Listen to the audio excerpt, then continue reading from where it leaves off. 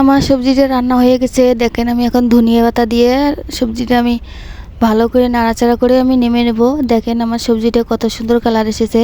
আসসালামু আলাইকুম। আমরা আজকে মাছের মাথা রান্না করব। আপনারা পুরো ভিডিওটা দেখেন। আমি এখন তেল দিয়ে দিলাম কড়াইতে। এখন আমি পেঁয়াজ বাটা দিয়ে দেব, মরিচ বাটা দিয়ে দেব, সব কিছু আমি দিয়ে ভালো করে নাড়াচাড়া করব।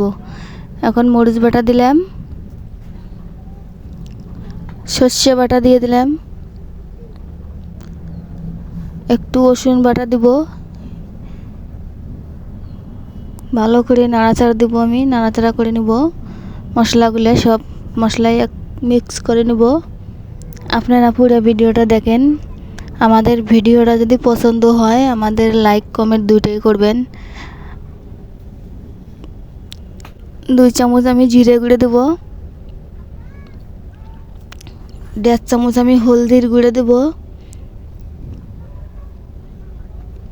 আমি এখন ভালো করে নাড়াচাড়া করব।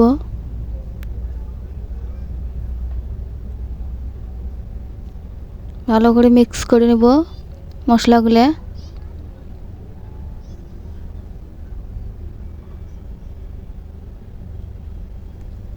আমার মশলাগুলো মিক্স হয়ে গেছে। দেখেন আমার মশলা দিয়ে তেল বেরিয়েছে। আমার মশলাটা হয়ে গেছে প্রায়। আমি একটু পানি দিব, পানি দিয়ে ভালো করে নাড়াচাড়া করে নেব। দেখেন কত সুন্দর হয়েছে কালারটা। আমি এখন এই মাছের মাথাগুলো দিয়ে দেব। দেখেন কত বড় মাছের মাথা নিয়ে এসছে আপনাদের ভাইয়া। আমি এই মাছের মাথাগুলো দিয়ে আমি আজকে ভালো করে রান্না করে নেব। আমি ভাজি নিই আজকে মাছের মাথা। আমি আজকে এমনই দিব, ভাজবো না। ভালো করে কষে নিব।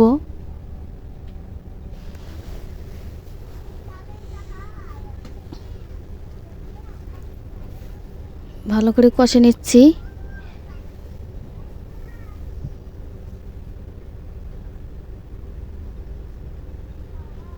পানি দেব একটু। পানি দিয়ে আমি ভালো করে মিক্স করে নিব মশলাগুলো।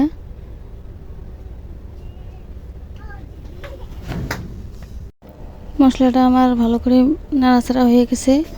মাছটা এখন ঢেকে দেব একটু।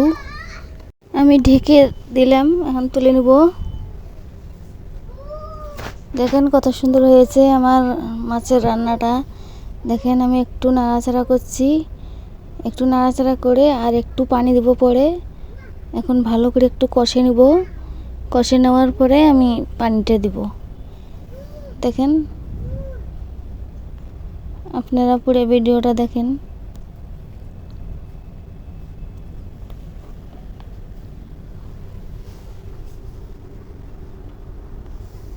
এমন করে রান্না করে দেখেন, খেয়ে ভালো লাগে।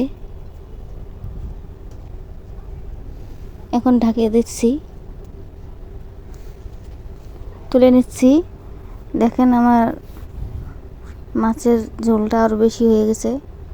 পানিটা ধনিয়া দেব।